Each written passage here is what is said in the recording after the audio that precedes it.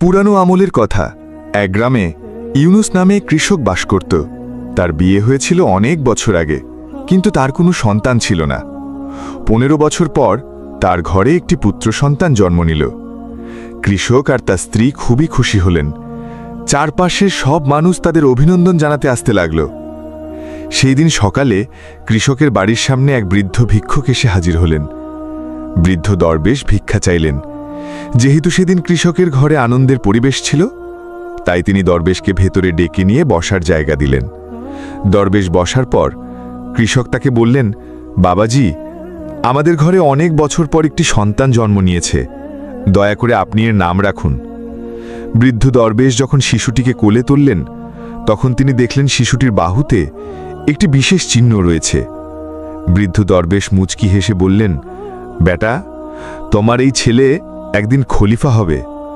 16 বছর বয়সে তার বিয়ে হবে এই রিয়াসতের খলিফার স্ত্রীর মেয়ে অর্থাৎ রাজকন্যার সঙ্গে, আর তারপর সে এই রিয়াসতের খলিফা হয়ে যাবে। বৃদ্ধ দরবেশের এই কথা শুনে ইউনুস খুব খুশি হলেন। যখন গ্রামের লোকেরা জানল যে ইউনুসের ছেলে একদিন খলিফা হবে, তখন সবাই তাকে দেখতে আসতে লাগল।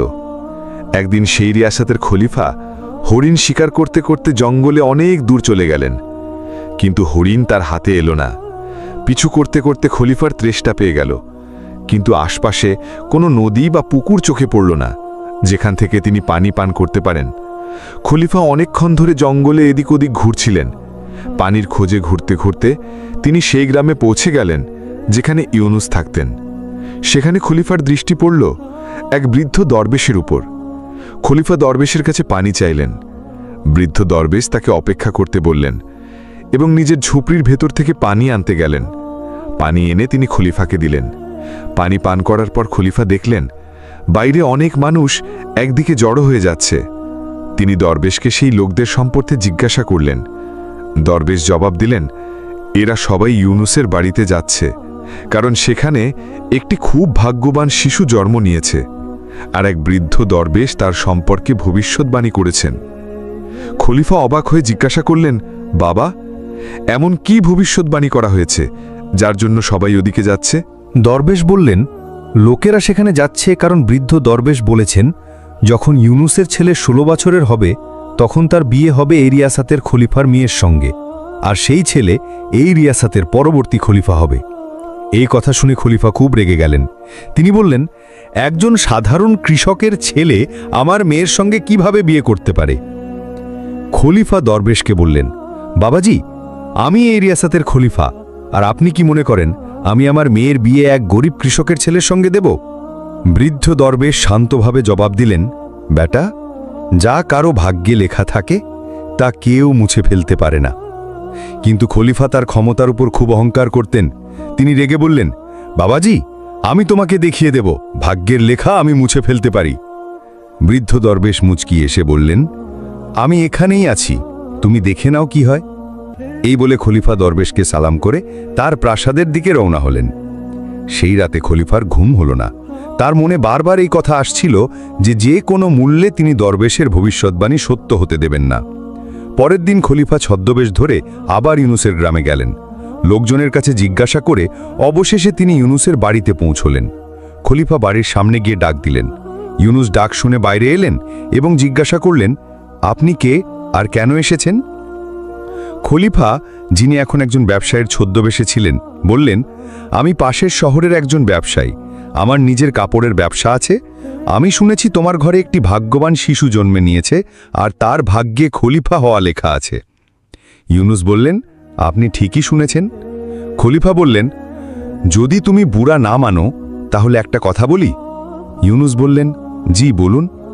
খলিফা বললেন, তুমি তোমার শিশুটিকে আমার কাছে দিয়ে দাও, এর বিনিময়ে আমি তোমাকে প্রচুর অর্থ ও সম্পদ দেব, আর তোমার শিশুর লালন পালনও আমি নিজে করব। এই কথা শুনে ইউনুসের স্ত্রী তৎক্ষণাৎ বললেন, না, আমি আমার শিশুকে আপনার কাছে দেব না।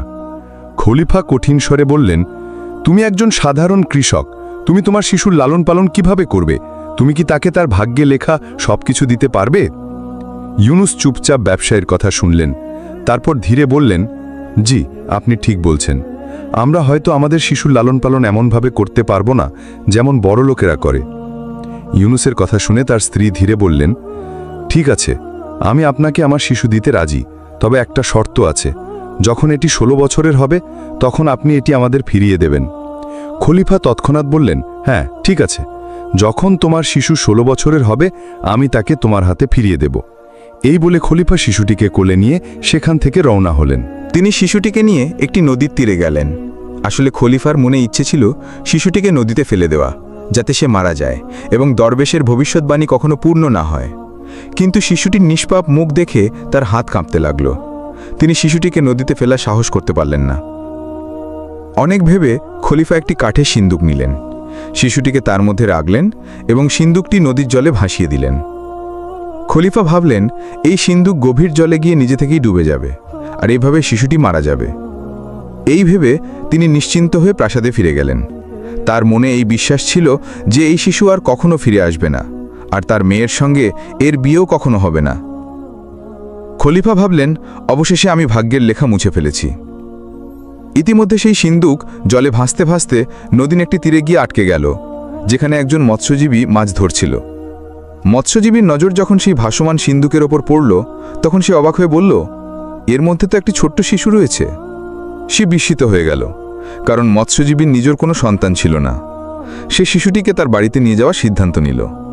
মৎস্যজীবী স্ত্রী যখন শিশুটিকে দেখলেন, তিনি খুব খুশি হলেন। তিনি তার স্বামীকে জিজ্ঞাসা করলেন, এই শিশুটি কার, কোথা থেকে এনেছ? মৎস্যজীবী তাকে পুরো ঘটনা বললেন, কিভাবে তিনি নদীর তীরে মাছ ধরছিলেন এবং নদীতে ভাসমান একটি কাঠের সিন্দুকে এই শিশুটিকে পেয়েছেন। দুজনে হাত জোর করে আল্লাহর শুকরিয়া আদায় করলেন যে তাদের একটি প্যারেড শিশু দেয়া হয়েছে। এখন সেই শিশু মৎস্যজীবীর বাড়িতে বড় হতে লাগল। মৎস্যজীবী তার নাম রাখলেন হারিস। এভাবে সময় কেটে গেল এবং হারিস ধীরে ধীরে বড় হতে লাগল। 16 বছর কেটে গেল। এখন হারিস একজন অত্যন্ত বুদ্ধিমান, সুশীল এবং নেক চরিত্র যুবক হয়ে উঠেছিল। একদিন সে তার উস্তাদের কাছে পড়াশোনা করছিল। উস্তাদ যা কিছু প্রশ্ন করতেন, হারিস তৎক্ষণাৎ তার সঠিক জবাব দিত। এটি দেখে উস্তাদ খুব মুগ্ধ হলেন এবং বললেন, হারিস, তুমি তো খুবই বুদ্ধিমান এবং জ্ঞানী, তুমি ভবিষ্যতে খুব বড় মানুষ হবে। উস্তাদ তখনও হারিসের প্রশংসা করছিলেন। এমন সময় সেই খলিফা সেখান দিয়ে যাচ্ছিলেন, যিনি অন্য একটি এলাকায় কোনো জরুরি কাজে যাচ্ছিলেন। খলিফার নজর যখন হারিসের ওপর পড়ল, তিনি সেখানে থেমে গেলেন। কিছুক্ষণ তাকে মনোযোগ দিয়ে দেখলেন, তারপর তাকে জিজ্ঞাসা করলেন, বেটা, তুমি কে, কোথায় থাকো, তোমার বাবার নাম কি? হারিস ভদ্রভাবে জবাব দিল, হুজুর, আমি একজন মৎস্যজীবীর ছেলে। এই কথা শুনে খলিফা কিছুটা চিন্তায় পড়লেন, কিন্তু কিছু না বলে এগিয়ে গেলেন। তারপর তিনি সোজা মৎস্যজীবীর বাড়িতে গেলেন। সেখানে পৌঁছে তিনি বললেন, তোমার ছেলে খুবই বুদ্ধিমান এবং সুশীল। মৎস্যজীবী বিনয়ের সঙ্গে বললেন, আলম্পনা, আমি তার আসল বাবা নই, আমি শুধু তার লালন পালন করেছি, কিন্তু সে আমার কাছে সন্তানের চেয়েও বেশি। এই কথা শুনে খলিফা অবাক হলেন এবং জিজ্ঞাসা করলেন, যদি এই ছেলে তোমার সন্তান না হয়, তাহলে তুমি তাকে কোথায় থেকে পেয়েছ? মৎস্যজীবী পুরো ঘটনা বিস্তারিতভাবে বললেন, কিভাবে তিনি নদীর তীরে মাছ ধরছিলেন এবং নদীতে ভাসমান একটি কাঠের সিন্দুকে এই শিশুটিকে পেয়েছেন। খলিফা যখন এই গল্প শুনলেন, তার মুখ লাল হয়ে গেল। তিনি পুরোপুরি বুঝে গেলেন যে এটি সেই শিশু যাকে তিনি 16 বছর আগে নদীতে ভাসিয়ে দিয়েছিলেন। খলিফা এবং মৎস্যজীবী তখনও এই বিষয়ে কথা বলছিলেন। এমন সময় হারিস সেখানে এসে পড়ল। খলিফা তাকে দেখে মনে মনে একটি চক্রান্তের পরিকল্পনা করলেন। তিনি মৎস্যজীবীকে বললেন, আমাকে একটি জরুরি কাজে যেতে হবে। যদি তুমি তোমার ছেলের হাতে আমার একটি চিঠি আমার স্ত্রীর কাছে পৌঁছে দাও, তাহলে আমি তাকে 100 স্বর্ণ মুদ্রা দেব। হারিস খুশি মনে জবাব দিল, জি আলম্পনা, কেন নয়, আমি আপনার চিঠি অবশ্যই পৌঁছে দেব। কিন্তু খলিফা সেই চিঠিতে গোপনে একটি গোপনীয় লিখন লিখলেন এবং তার মোহরও লাগিয়ে দিলেন। তারপর চিঠিটি হারিসের হাতে দিয়ে বললেন, বেটা, এই নাও, এই বার্তা আমার স্ত্রীর কাছে অবশ্যই পৌঁছে দিও। হারিস চিঠি নিয়ে রওনা হল। সে হাঁটতে হাঁটতে এমন একটি ঘন জঙ্গলে পৌঁছে গেল যে তাকে মনে হলো সে পথ ভুলে গেছে। পথ খুঁজতে খুঁজতে তার রাত হয়ে গেল। রাত কাটানোর জন্য সে কোনো জায়গা খুঁজতে লাগলো। হঠাৎ তার নজর একটি ঝুপড়ির ওপর পড়ল। হারিস ভাবল, রাতটা এখানেই কাটিয়ে নি, সকাল হলেই বাকি পথ চলব। সে ঝুপড়ির ভেতরে প্রবেশ করল। ভেতরে গিয়ে দেখল এক বৃদ্ধা চুলায় খাবার রান্না করছেন। সে তার কাছে গিয়ে বলল, আমি কোনো কাজে জঙ্গলের দিকে এসেছিলাম, কিন্তু এখন অনেক রাত হয়ে গেছে। জঙ্গলে এখন জানের ঝুঁকি আছে। বৃদ্ধা হারিসের কথা শুনে তার ওপর দয়া হলো। তিনি বললেন, বেটা, তোমার কথা ঠিক, কিন্তু আমি তোমাকে একটা কথা বলে দিই, এই ঝুপড়ি ডাকাতদের আড্ডা, আর আমি এদের জন্যই এখানে খাবার রান্না করি। এরা কাউকে জীবিত ছাড়ে না, বিশেষ করে যদি কারোর কাছে কোনো মূল্যবান জিনিস থাকে। হারিস বলল, মা, আমার কাছে তো তেমন কিছু নেই, শুধু এই চিঠি আছে যা আমাকে খলিফার স্ত্রীর কাছে পৌঁছে দিতে হবে। এই কথা শুনে বৃদ্ধা চমকে উঠলেন। তিনি তৎক্ষণাৎ বুঝলেন ব্যাপারটি গুরুতর। তিনি হারিসের কাছ থেকে চিঠিটি নিয়ে বললেন, আমি কি এই চিঠিটা দেখতে পারি? হারিস নরম স্বরে বলল, জি মা, কিন্তু চিঠিতে খলিফার মোহর লাগানো, আর এটি শুধু খলিফার স্ত্রীর জন্য। বৃদ্ধা বললেন, বেটা, তোমার ওপর বিপদ ঘনিয়ে আসছে। ঠিক তখনই ডাকাতেরা সেখানে এসে পড়ল। তারা ছেলেটিকে দেখল এবং তারপর সামনে পড়ে থাকা চিঠিটি পড়তে লাগল। চিঠিটি পড়তেই তাদের মুখে বিস্ময় আর রাগের ভাব ফুটে উঠল, কারণ খলিফা সেই চিঠিতে তার স্ত্রীকে আদেশ দিয়েছিলেন, যে ছেলের হাতে এই চিঠি তোমার কাছে পৌঁছাবে তাকে তৎক্ষণাৎ হত্যা করা হোক। এটিই সেই ছেলে যার সঙ্গে আমাদের মেয়ের বিয়ে হওয়ার কথা ছিল। আমি ভাগ্যকে মুছে দিয়েছি, এখন এটাকেও মুছে ফেলো। এটি পড়ে ডাকাতরা একে অপরের দিকে তাকালো। তাদের মধ্যে একজন রেগে বলল, এই খলিফা তো খুব জালিম, শুধুমাত্র এই কারণে একটি নিষ্পাপ ও নেকদিল ছেলেকে হত্যা করতে চায় যে সে ভাগ্যে খলিফা হবে। দ্বিতীয় ডাকাত বলল, আমরা চোর হতে পারি কিন্তু খুনি নই, আর কোনো নিষ্পাপের রক্ত আমাদের হাতে লাগবে না। তৃতীয় ডাকাত বলল, এই ছেলেটি সত্যিই ভাগ্যবান, কেন আমরা তার সাহায্য করব না? সব ডাকাত একমত হলো যে তারা হারিসের কিছু বলবে না, বরং তার প্রাণ বাঁচাবে। সেই বৃদ্ধাও তাদের কাছে অনুরোধ করলেন যেন ছেলেটির সাহায্য করা হয়। বৃদ্ধা মা ডাকাতদের বললেন, যদি তোমরা সত্যি হৃদয়ে খারাপ না হও তাহলে আমার একটা কথা শোনো। এই ছেলেটি নিষ্পাপ, নেকদিল এবং নির্দোষ। এটিকে হত্যা করা পাপ। কেন আমরা এর প্রাণ বাঁচাই না এবং এই জালিম খলিফার ইচ্ছেকে ব্যর্থ করে দিই? একজন ডাকাত বলল, মা, আপনি একদম ঠিক বলছেন। আমরা চোর, কিন্তু কোনো নির্দোষের রক্ত আমাদের হাতে লাগবে না। দ্বিতীয় ডাকাত বলল, আসো এমন করি, আমরা এই গোপন চিঠিটি বদলে ফেলি এবং এর জায়গায় একটি নতুন চিঠি লিখি। বৃদ্ধা বললেন, হ্যাঁ, এমন একটি চিঠি লেখো যাতে লেখা থাকে, যে ছেলের হাতে এই বার্তা পৌঁছাবে তার সঙ্গে তৎক্ষণাৎ খলিফার মেয়ের বিয়ে দেওয়া হোক।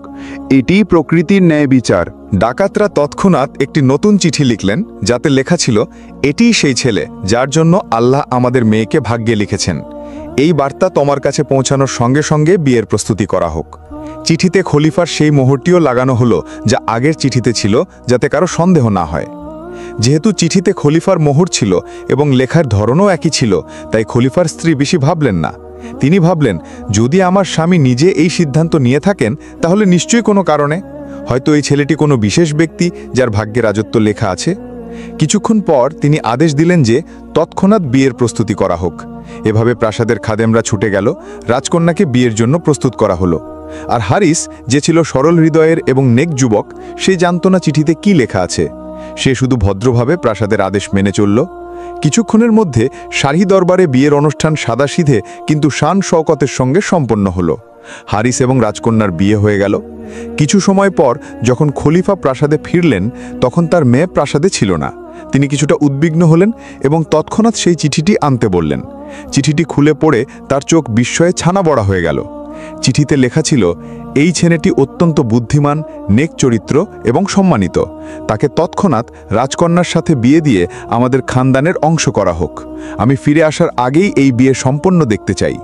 এটি পড়ে খলিফার মুখের রং উড়ে গেল। তিনি রাগ, বিস্ময় এবং ভয়ের মিশ্র আবেগে ডুবে গেলেন। তিনি তৎক্ষণাৎ সিপাহীদের আদেশ দিলেন, যাও, হারিসকে গ্রেফতার করে এখানে নিয়ে এসো। সিপাহীরা তৎক্ষণাৎ গিয়ে হারিসকে ধরে নিয়ে এলো।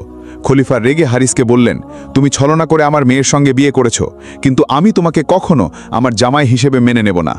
হারিস খলিফার কথা শুনে ভদ্রভাবে বলল, কিন্তু খলিফা, আমি আপনার সঙ্গে কোনো ছলনা করিনি। খলিফা হারিসের কথা কেটে বললেন, তুমি আমাকে বোকা বানাতে চাও, কিন্তু মনে রাখো, আমি এই বিয়ে কখনো মেনে নেব না। দুজনের কথা চলছিল, এমন সময় একজন সিপাহী দৌড়ে এসে খলিফাকে বলল, হুজুর, বাইরে একজন বৃদ্ধ দরবেশ এসেছেন, তিনি এখনই আপনার সঙ্গে দেখা করতে চান। খলিফা তৎক্ষণাৎ আদেশ দিলেন, তাকে ভেতরে ডাকো। দরবেশ ভেতরে আসতেই খলিফা সম্মানের সঙ্গে দাঁড়ালেন, তাকে সালাম করে তার আসার কারণ জিজ্ঞাসা করলেন। দরবেশ মুচকি হেসে বললেন, খলিফা সালামত, মনে হচ্ছে আপনি আমাকে চিনতে পারেননি। খলিফা বললেন, না বুজুর্গ, ক্ষমা চাই, আমি আপনাকে চিনতে পারিনি। তখন দরবেশ মুচকি হেসে বললেন, আমি সেই ব্যক্তি যাকে 16 বছর আগে আপনি বলেছিলেন আমি ভাগ্যের লেখা মুছে দেব। এই কথা শুনেই খলিফা একেবারে হতভম্ব হয়ে গেলেন। তার সব কিছু মনে পড়ে গেল, নদী, কাঠের সিন্দুক আর দরবেশের বলা কথাগুলো। বৃদ্ধ দরবেশ মুচকি হেসে বললেন, কেন খলিফা, ভাগ্যের লেখা কি মুছে ফেলতে পেরেছ? খলিফা লজ্জায় চোখ নামিয়ে ধীরে বললেন, না বাবাজি, আমি ভাগ্যের কাছে হেরে গেছি। দরবেশ বললেন, মনে রাখো খলিফা, ভাগ্যের লেখা কেউ মুছে ফেলতে পারে না। এখন সময় এসেছে যে তুমি হারিসকে তোমার জামাই হিসেবে মেনে নাও এবং তাকে তোমার তখত ও তাজ হস্তান্তর করো। খলিফা বিনয়ের সঙ্গে বললেন, দরবেশজি, আপনি যা বলবেন তাই হবে। এই বলে দরবেশ বিদায় নিলেন। ইতিমধ্যে খলিফা হারিসকে জড়িয়ে ধরলেন, তার কাছে ক্ষমা চাইলেন এবং তাকে সালতানাতের সমস্ত ক্ষমতা দিয়ে দিলেন। তো প্রিয় বন্ধুরা, এই গল্প থেকে আমরা এই শিক্ষা পাই যে ভাগ্যে যা লেখা থাকে তা ঘটেই। কোনো বাদশা, কোনো শক্তি, কোনো ষড়যন্ত্র তা বদলাতে পারে না। আর যে আল্লাহর উপর ভরসা রাখে, সাফল্য শেষ পর্যন্ত তার পায়েই এসে ধরা দেয়।